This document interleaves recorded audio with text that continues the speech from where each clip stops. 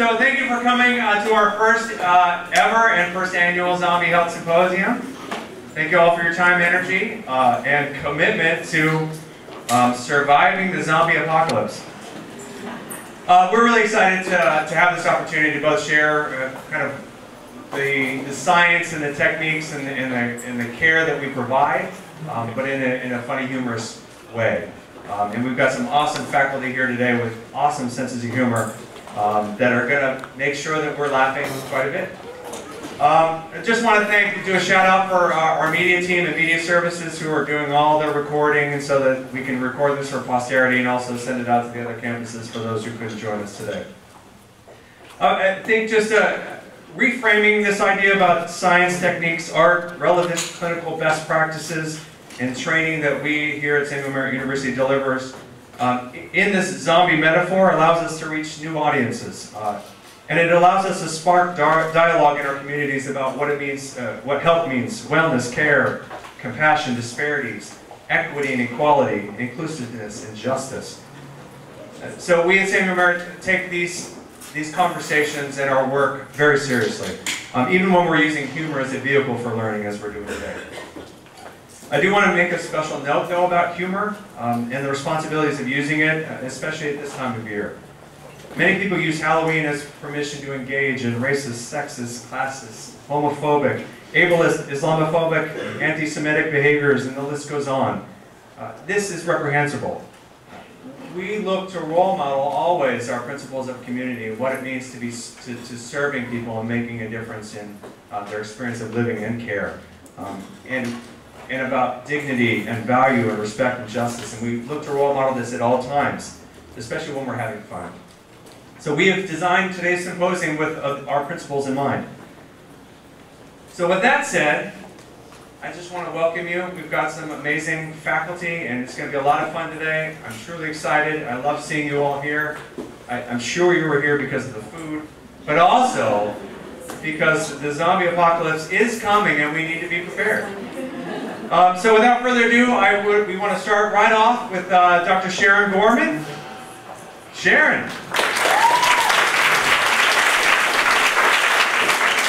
Thank you all for coming out. I will be doing a short presentation today on using observational gait analysis techniques to increase your survivability should the zombie apocalypse occur.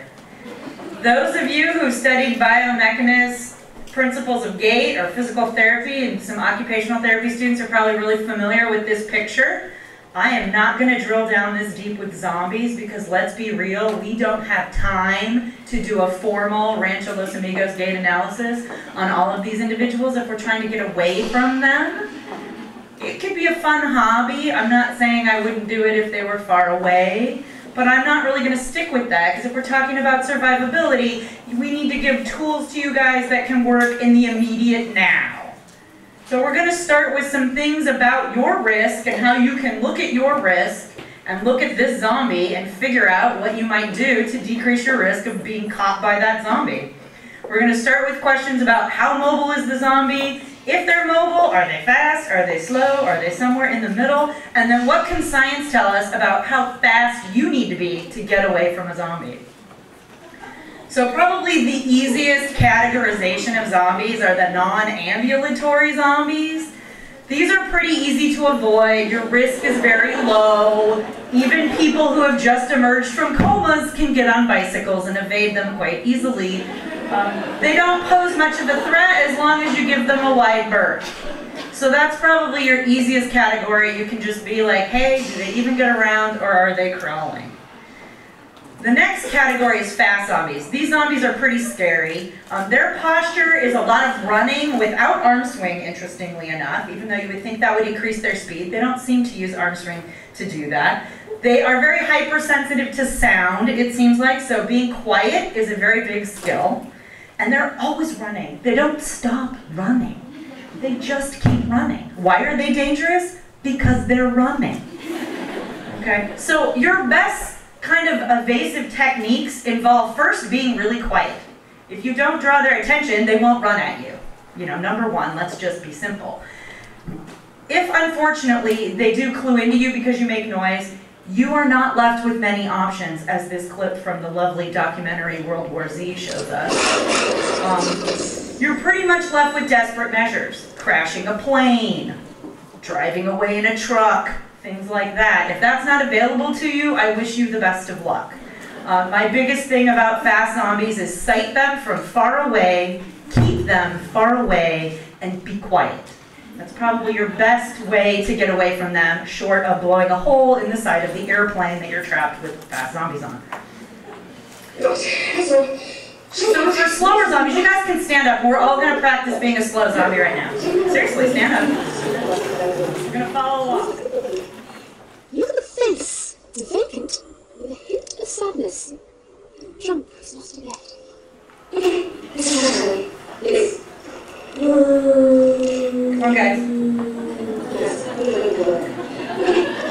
Blank face. Sorry, dear, I was going to say.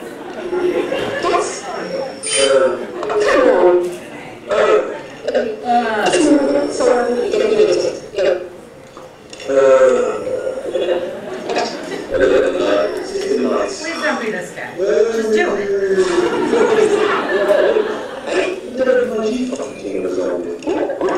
Okay, guys, do your best King of the Zombie impression.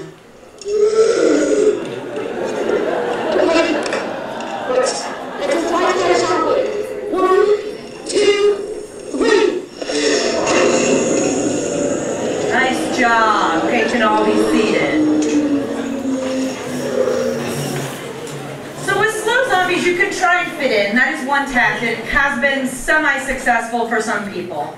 However, what do we know about current evidence about speed and survivability? Current evidence shows us things like gait speeds that exceed 0.9 meters per second seem to be associated with an increased longevity, less mortality, and increased survivability.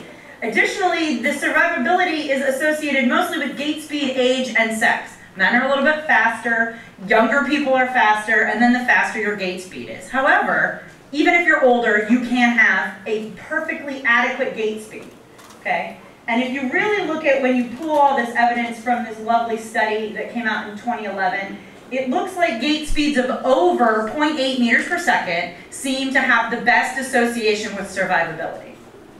There was another great study that actually looked at mortality, and in the study it did reference the Grim Reaper. There's nothing like seeing an AMA citation for Monty Python movies in an academic paper that looked at quite a lot of men from Australia who were over 70, and again they found that this 0.8 seems to be a great cutoff for gait speed and survivability.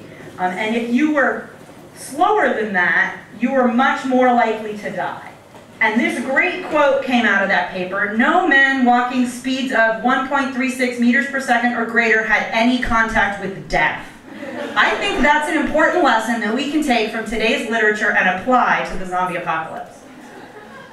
Also, in this paper, the author stated, this indicates that the preferred walking speed of the Grim Reaper while collecting souls is relatively constant, irrespective of people's geographical location, sex, or ethnic background. So if you thought there were some issues of diversity that played into this, that's not necessarily true. So what do we know about getting away from slow zombies? If we look to the Mythbusters zombie special from last year at Halloween, they did a great study where they collected a zombie horde, which is one of the dangers of slow zombies. If they all get together, they can outnumber you.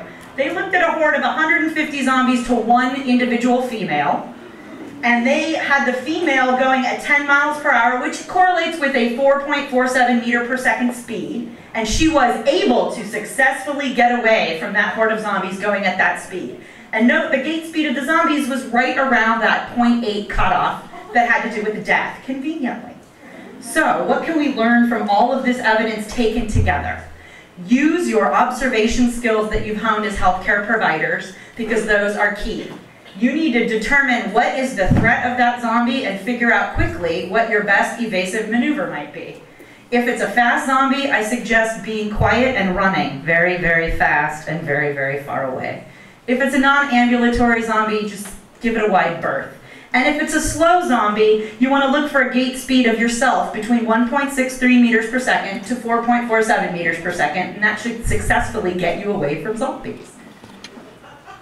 Here are some references that you can get from me after the talk if you'd like to read these papers. And I will be around to answer questions at the end of today.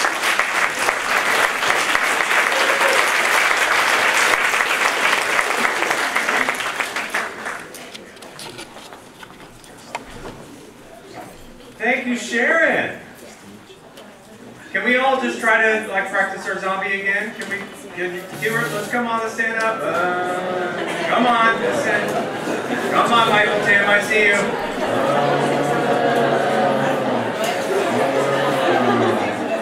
Excellent, we are ready.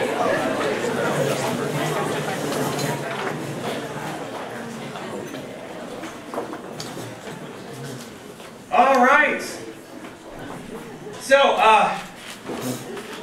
we're talking about grief when your family member turns, because it's likely to happen. For those of you who love Twitter, all you hip kids out there, not us faculty, here's our hashtag for today's symposium, SMU Zombies. Feel free to use it. You feel free to tag me as we go along. Should I say anything brilliant? It's questionable, but it might happen. So here's the thing. So it's an important consideration that zombies were people too. And so how do we care for them, especially when they're our family members? It's that hard. What do you do? So we're going to talk about some strategies about managing all of the emotions that come along with that. Here is what our family, what our communities might look like. It scares me. Here's why are we here? The loss of a family member can be profound, and it can affect us in lots of different ways. Families also present a particular dynamic that we need to manage. It's not just an individual. There's systems involved. We all play roles in our systems, and so a loss of a family member means that we have to shift our roles, which can be traumatic for us. And loss can come in many forms. So here is, this is a lot, I know that. This is one of the things you shouldn't do in PowerPoints. But this is the what is commonly known as the managing death and coming to terms with it, Kubler-Ross. And I love this, Hillary Price runs with orange. This is about her process with a traffic ticket. And about how you go from denial, we go from denial to anger to bargaining, depression, and then finally acceptance. So interestingly enough, though, this is not the best, most current model for grieving. And so we're seeing research and trends moving away from Kubler-Ross's model, which is a stage model. And really redefining grieving as an active process where we're coming and going constantly depending where we are, when we are, how we are. The other thing that we're also learning in grief research is that it requires our mind, heart, and spirit all to be at play and all to be engaged. When they study past communities, past civilizations, they also understood that grief in communities came with lots of rituals. And we have, as a Western modern society, have grown away from having rituals of grief in our communities. And so this is also a barrier for us to find both individual and collective healing. What we know about grief, though, is it tend to be following a time continuum as well. 1 month, 3 month, and 1 year anniversaries are really the hardest for people. And in the second year, people with grieving have less support than they did the first year. Everybody seems to rush in immediately. And then we kind of think, oh, it's been a year, you should be good by now. And that's oftentimes the hardest time. So knowing that you're a family member or you're trying to be a family, managing all of this, that second years, these anniversaries in second years are really important. Here's also an interesting statistic. At any given time, many of us are grieving already, and we just don't know about it. So it's far more common than we are led to believe. Whoa, a duplicate slide. There you go. The note to self. That's my one mistake for the day. So we talk about loss. We lose, it can be death, separation, losing an object, losing a body part. If you're a zombie and your limb falls off, that could be lost. We also want to talk about grief. This is an enduring thing that we will always be left with. And the way we see grief affect individuals is that in this one, it's a stress reaction. So we see lots of psychosomatic things happening at the same time. I love this O'Rourke quote. Most of us are resilient mourners, that we've got to make meaning in our life and come to terms with it. So go for it. Yeah, of course. You're welcome. So, any Walking Dead fans? Yeah, let's look at the pretty flowers. There's a lot of memes on the internet about this. It's actually pretty funny to be doing some research. But I think this is one of those things about just, what if you had to eliminate a family member who happens to be a zombie? That seems like that would be a rough thing. Or how do you mourn that your current zombie that represents your family member is not really truly the husband, wife, daughter, son that you used to have? And so what does that also mean for you as you're working that through? I think this would fall in the category of that sudden or traumatic death. Certainly this would not be an expected prolonged illness. Somebody becoming a zombie would, I would say, be unexpected. And in those unexpected times, we have a greater sense of vulnerability and heightened anxiety about it. So in addition to having to, as Dr. Gorman talked about, move away from the zombies, we've got to deal with what that means for us and who we are and how we're feeling. And we also may have survivor's guilt that comes with that. Why did they take my wife rather than me? I love this in the zombie land. They have rules for these kinds of things. This is rule number 4, I think, about stay out of bathrooms, public restrooms, because you never know what you're going to find. I think the important thing on this slide, because I'm running out of some time, is that grieving is nonlinear. That this is where Kubler-Ross, I think, set a good stage for us, but it locked people into feeling like they had to be progressing in a way that they may not be ready for it. It's individual for it. I love this idea about leaning into it. I think we are in trouble when we run away from grief and hard things, and when we lean into it, it's a good thing. And I think us as a community can help by not resisting the urge to press on. Here are some best practices. We talked about it. Acknowledging we're all different in managing it. Give ourselves time. Let's have rituals. And make adaptations to changes. So here are some of the things that I think that we might have to deal with. Like, where do we put the car keys? Or what happens if our car keys were eaten by our zombie family members? So being able to manage that kind of thing. Grooming, getting ready for school in the morning. I've got young kids and it's hard enough as it is. I can't even imagine the addition of having to manage this. Here we are. And feeding rituals. If we're not quite ready to move on from our family member yet, it's, here's the airplane.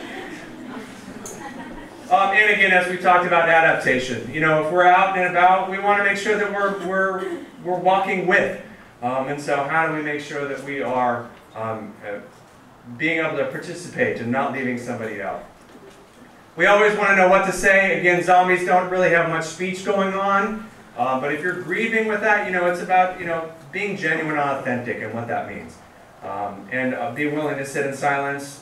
Avoid cliches for sure. Oh, that might be hard. I think those are things that we don't want to say. But how do we find support? Here's some things for self-care. As we're managing that, we need to be taking care of ourselves. That's another thing that we learned, is that we give and we give and we give. And if we're not giving to ourselves also and dealing with it, we need to make sure that we are there and available. Again, good pictures of families. Certainly seek counseling when it's really taking over your life. While you're running, it's important to take some time to slow down and to talk to somebody about it. And certainly, I think this is a reality in the zombie apocalypse, is we can't stop thinking about the death. So it's going to be hard on us, but we will be able to make it. Again, I can't imagine Woodstock and Snoopy and how they have to manage dealing with their friends. Certainly. So here are the references and resources. I encourage you all to take a look at them. You know, lots of great research on zombie turning and family members and grief and death. You know, I just wanted to leave on a couple of notes. One is about we can love our zombies and we can love each other. And so it isn't sharing our hearts with our zombie family members, it's sharing our brains. And of course, I want to give a nod to the giants. So thank you very much for your time. We'll be here afterwards as well, and we look forward to that.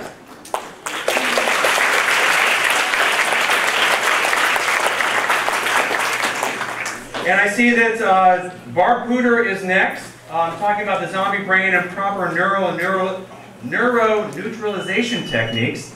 Barb couldn't be here today, so she sent us a video of what we need to know. So give me a moment here,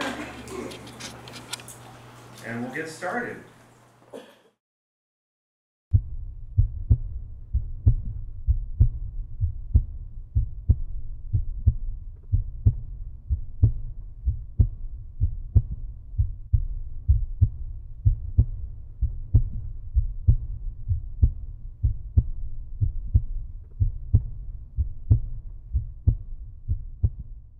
Barb Pooter, PhD neuroscience. I'm here to tell you about the zombie brain with all the events that are happening with the zombie apocalypse. I wanted to show you what part of the brain is actually activated in zombies compared to us human beings. And I've got a model here somewhere. There it is, there it is. All right, so this is a model of a human brain, and the part of the brain that we see here is the cortex. In us human beings, this is the part that's actually activated, allows us to talk and have a personality and moods and emotions. This is not activated in a zombie brain. If I cut this brain in half and we look deep into the brain, we'll see there's this structure here called the brain stem. That is activated in the zombie. That's the part that controls your internal organs, allows for movement, but not really personality and speech and behaviors. And this is the part of the brain that we need to destroy to get rid of our zombie population. So I wanted to show you in a model, besides this brain model, I wanted to show you where the brain sits in the skull. And I have another model here somewhere. There it is, there it is. So this is a skull, which is the bony case that protects the brain. And if we look at just taking off the top of the skull, we'll notice that we still see our nice cortex, the part of the brain that's really working on us. So this is still too high in order to kill the zombie brainstem, the part that's activated. If I lift up, we can actually see the brainstem here, right? So if you compare that to where that was inside this skull, it was very deep inside here. And so to get some ideas or some tips and tricks on how to actually get to that brainstem and kill it in zombies, I wanted to show you a model of a human head.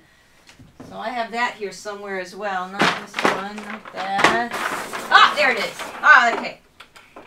So here's a model of a human head about the size of our head. And I wanted to show you the level, according to the head, where you have to get to even see the brainstem. So if we're at the top, we're still in cortex. We're still not in the part of the brain that's activated in the zombie. We have to go fairly deep. You notice I'm right in the forehead still. Right when I get to the level of the eyes, and here's our eyeballs, we're finally seeing brainstem here. Right, so all of this higher level of your head, you're never going to kill a zombie if you, whatever tool you're using to destroy them, this is not at the right level. So at the level of the eyes and nose, you can still get in there and destroy the brainstem and kill your zombie for good.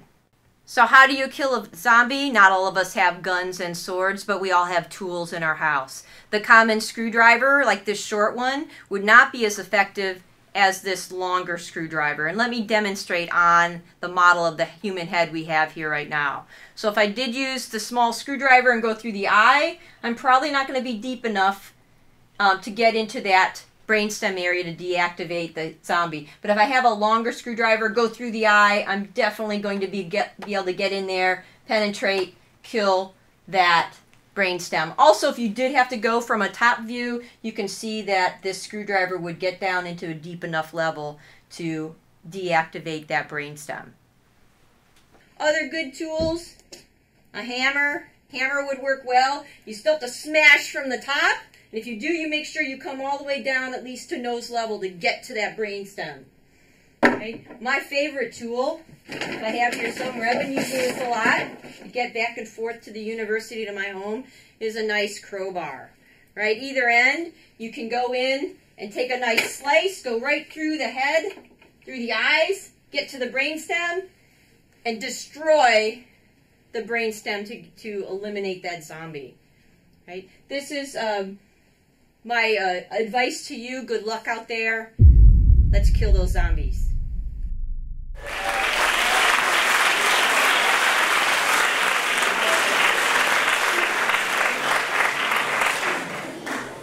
Thank you, Dr. Pooter. Thank you for your patience with our technical issues. And we got one more video, so we'll have to do that. But before we do that, we're going to get in. I'll read it while we're doing that. Go for it. So we are going to do, so Dr. Drew Smith, Director of the Motion Analysis Research Center, is going to be presenting on the influence of contemporary music gates. Contemporary music on the gate of the clinically undead. So while we get ready for that, any questions so far? Yes? Are we going to do the thriller now? We will have an opportunity to do the thriller dance and practice our moves at the end. I will say that just reminded me back in the 80s when that came out that I remember back when MTV only showed music videos. That we would get together with our friends and we would practice the moves.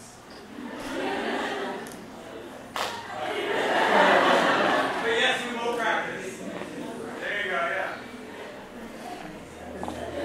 Thank you. I practice, yes. Well, we didn't have the research funds to be able to make the haunted house happen in addition to the symposium, so we've got a grant to be able to have that for next year.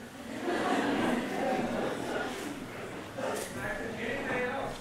Are you ready? I'm ready. All right, let's hear it for Dr. Smith.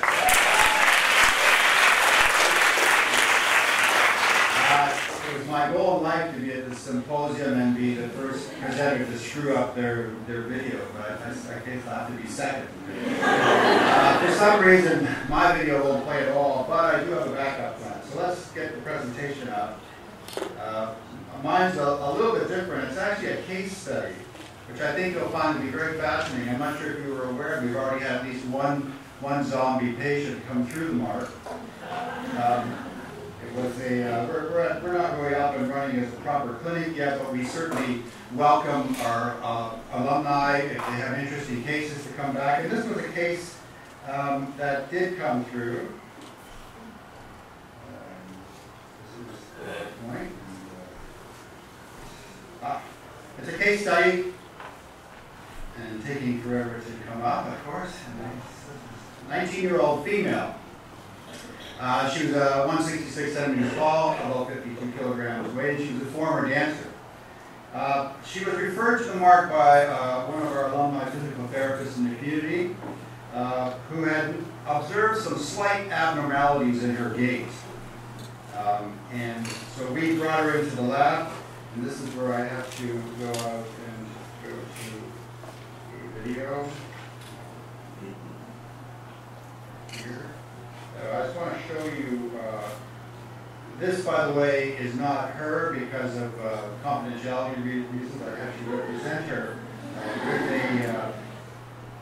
with a figure, and this is her. And so we can see that she has what would seem to be pretty normal-looking gait. I think it looks like you or I, with the exception of the fact that we have skin and muscles.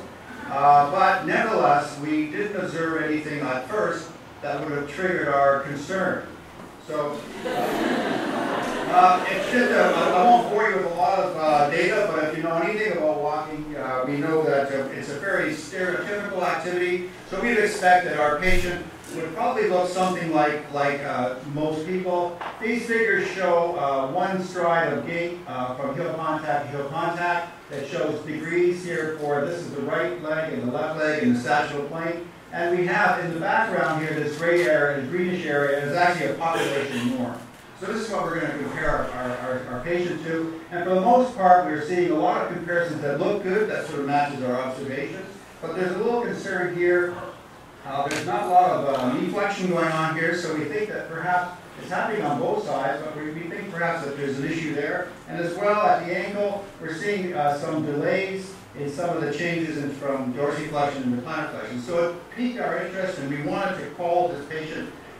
These are the kinetics now. Again, we're seeing a lot of things that are not just quite right with this patient. So it certainly is in powers here. So we're quite interested in following this patient, and we asked the physical therapist if we could do that, and they're very happy to have her come back. So basically, our conclusions at this stage was that it was fairly near normal kinematics and kinetics of gait, and we advised a reassessment in 6 months. However, after 2 months, the physical therapist approached us rather urgently, asking for a reassessment because the patient displayed some hemiplegic gait patterns. So this was very much a concern after just 2 months. Also, the patient seemed to be less cooperative for some reason. It was something else. Oh yes, the patient reported that her parents were now zombies.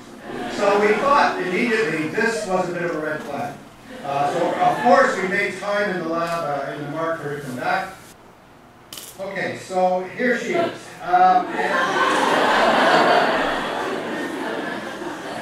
And so the PT's concerns were definitely valid. I think that's worth a play again.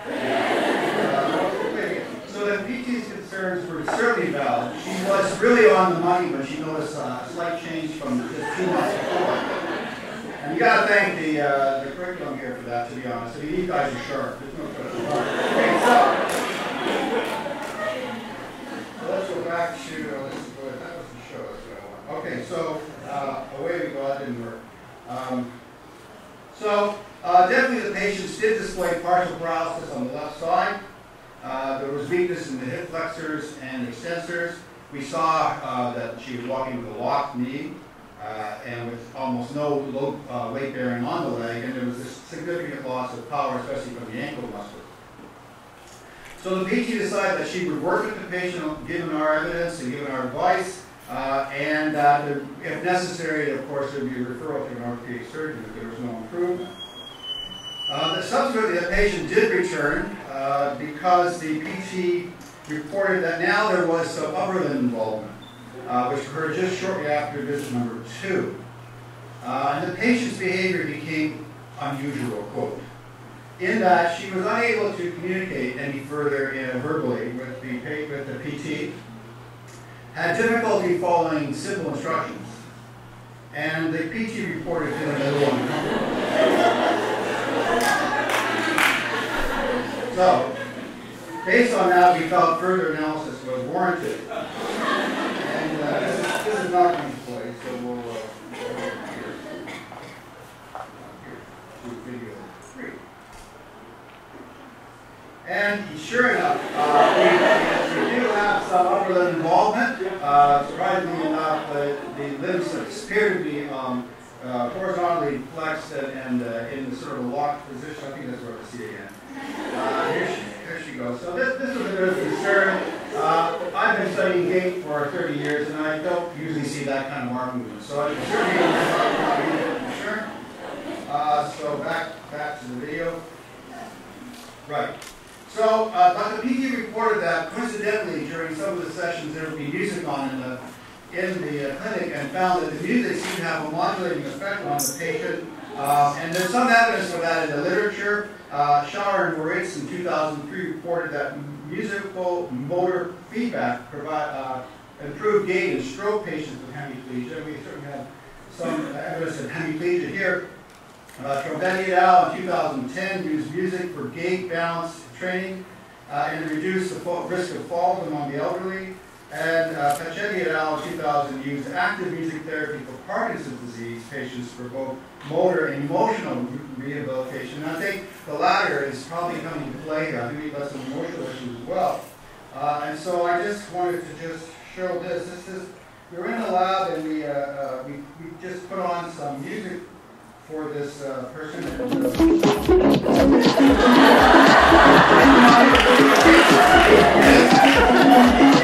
And,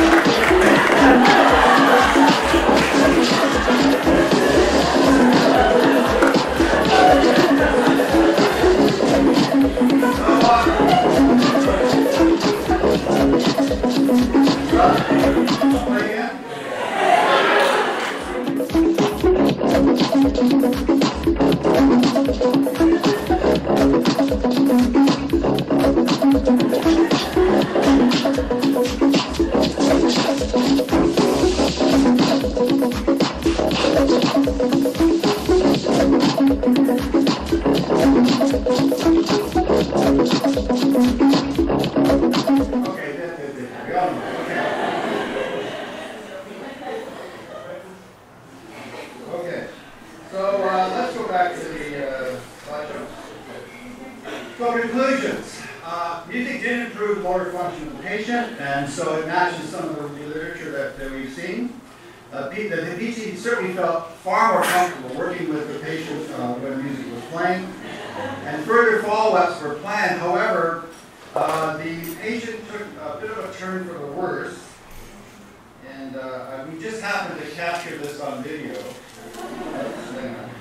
Sorry, just by luck, we were just there at the right time. If you just watch very closely here, this was the last session. She was getting kind of tired, and then her arm fell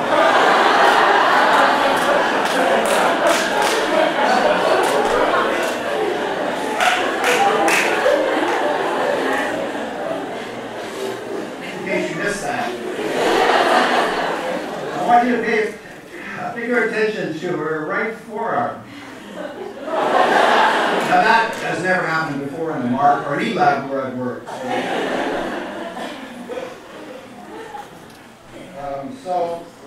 doesn't work. So the patient was, we had no other recourse. There was nothing further we could do in the MARC because we don't tend to work with patients whose body parts fall off. So we actually managed to find her a handbook that she could use then to help reorganize her life and get her to move forward. And it's, so now you're a zombie, a handbook for the newly undead. She was appreciated that as far as we could tell. She was, since she left the MARC, somewhat happy camper. Thank you.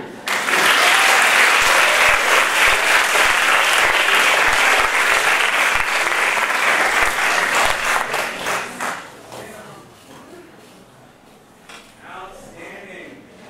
So we will also have all of this online so that you can watch the video with the music on there. Thank you, Dr.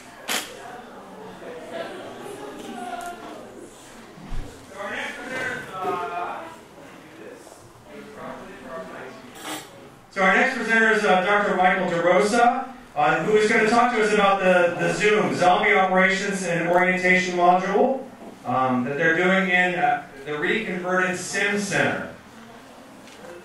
So we're going to try to do this a live feed, but we'll see how it goes because we've got technology that's not playing with us. But we're going to see how. Oh. The Zoom, right? So we're going to see how it goes. Fingers crossed.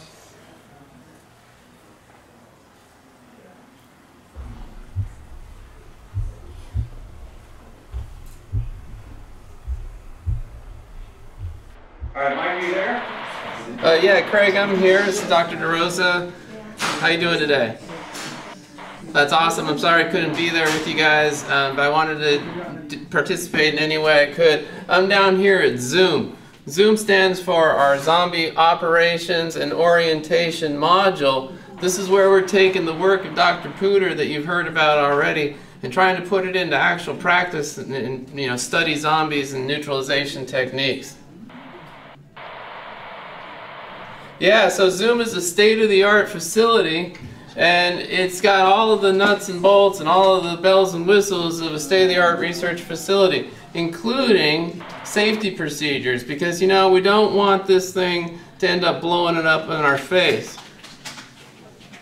That's right, the much feared boom zoom scenario. Exactly. What's that? Well, as a major research facility, Samuel Merritt has spared no expense, as we often do with student tuition money, to build this state-of-the-art facility, because as you know, tuition is money is no object around here, and we will support our faculty scholarship and research efforts, even though they will never see the light of day. Well, so if you follow me, we can get down into the end here, and we'll show you the what? Yeah, we'll show you the operation down this way. Come on down here.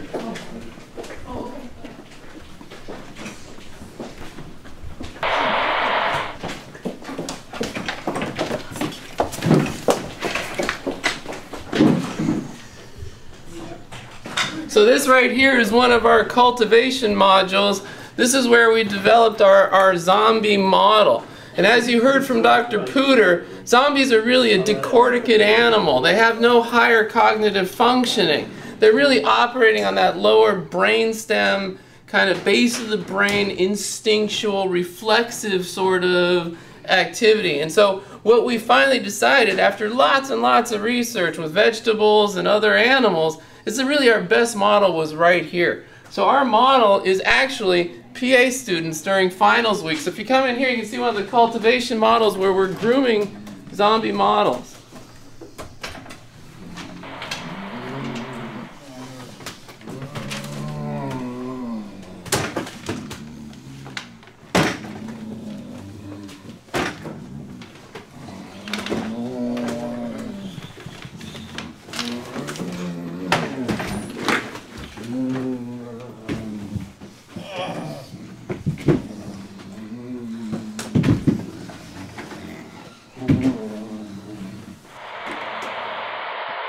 Yeah, Craig, so as you can see, we're developing this model here, but we really wanted to make sure it's an actual model of zombie behavior. And if as Dr. Puder described, these are really decorticate animals, we should be able to observe some specific qualities and characteristics.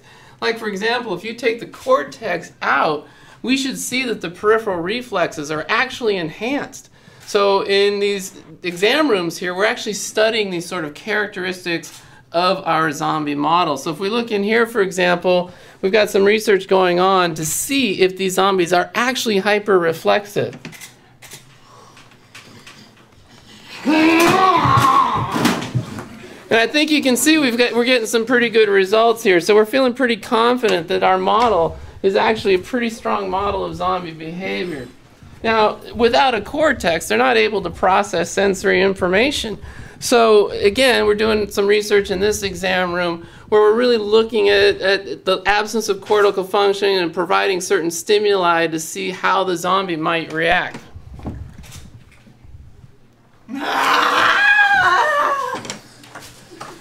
So we're feeling pretty confident. Now, of course, all of this research has to have some sort of practical outcome. And with the apocalypse going on outside, we really want to be able to neutralize this the zombie attack. So in this last room here, we've got one of our crack zombie researchers actually working with a student to demonstrate how best to neutralize a zombie. Like that? Oh! Oh! Yeah, Craig, we're pretty excited about it down here. Of course, there's a lot of work, a lot of commotion. I'm really sorry I couldn't be there with you today, but I hope the day goes well.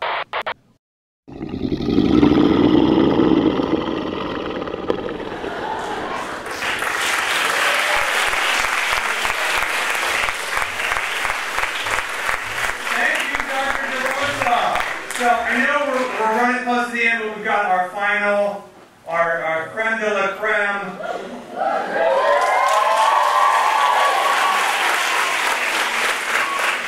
Dr. Gordon Giles.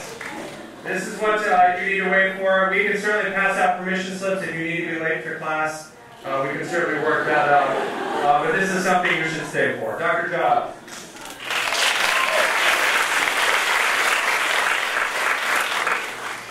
Well, thank you, Dr. Elliott, and it's great to be with you. I, however, do need to depart.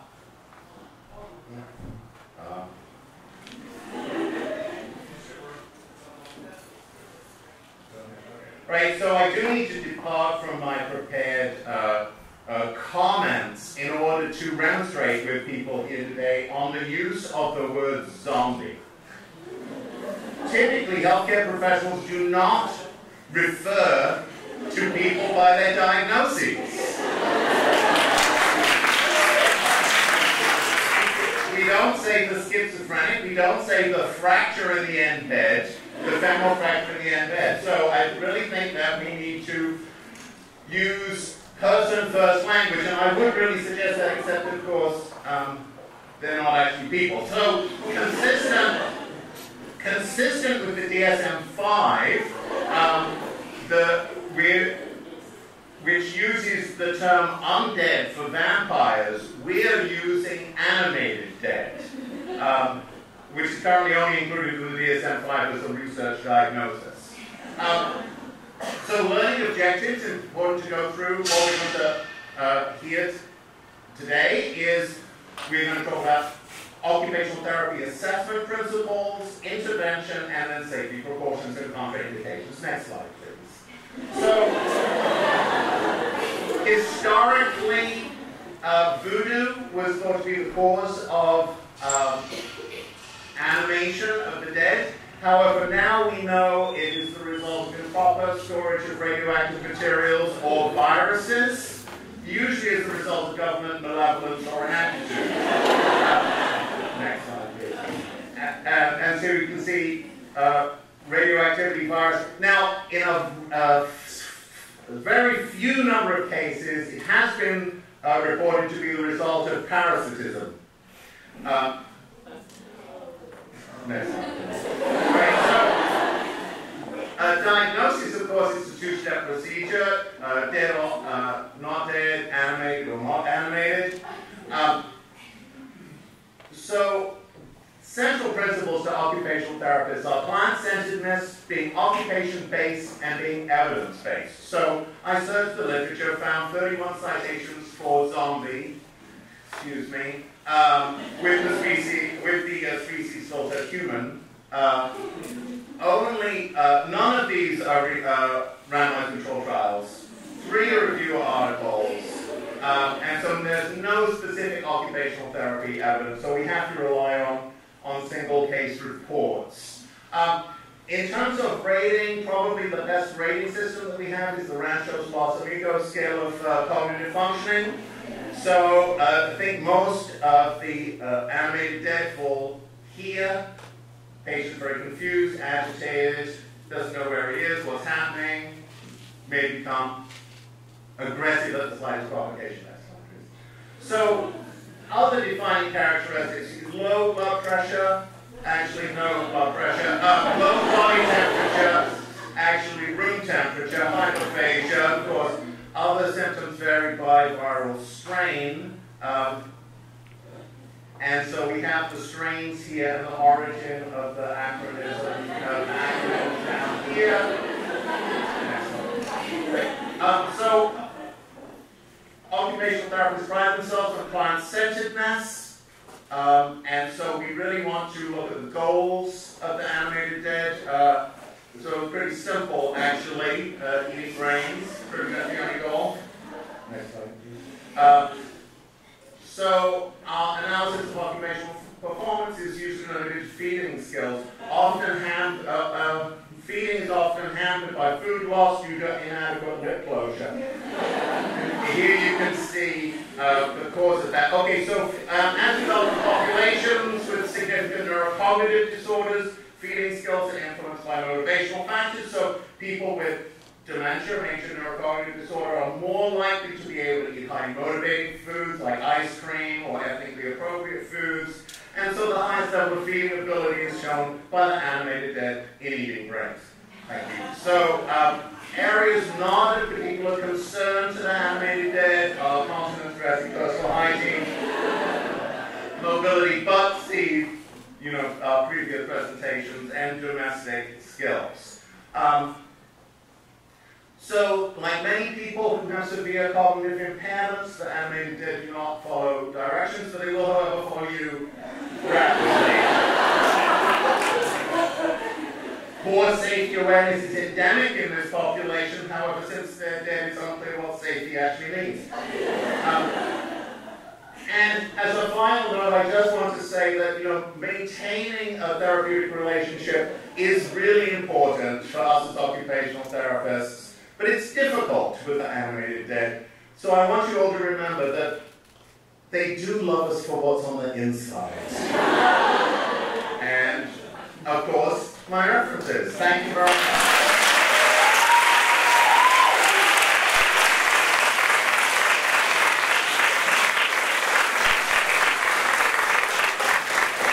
So thank you, Dr. Giles. That was outstanding. Thank you all for coming today. Just deep appreciation to Sharon, Barb, Mike, Gordon, Drew, Elaine, Catherine, John, Julie, Marcus, Joseph, Cam, Judy, Justin, and the PA students who made this day happen. Thank you all for being here. Be safe out there, and have a great rest of your week.